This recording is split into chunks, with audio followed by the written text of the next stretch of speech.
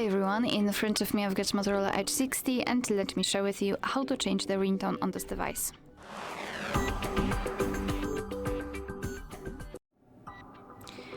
So let's start with opening the settings, and here in this general list we have to scroll and find sound and vibration.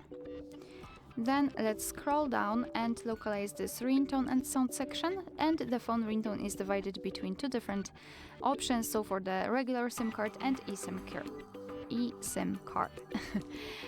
So let's change it for the phone ringtone for the regular SIM card. It does not really matter because this operation looks the same in both, but let me show it on this option.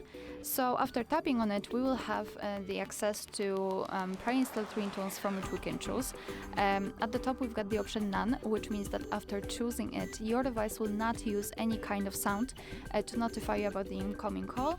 And on the other hand, at the very bottom we've got the Add Ringtone option, and after tapping on it, we will be transferred to our own files from which we can choose the ringtone and set it right here.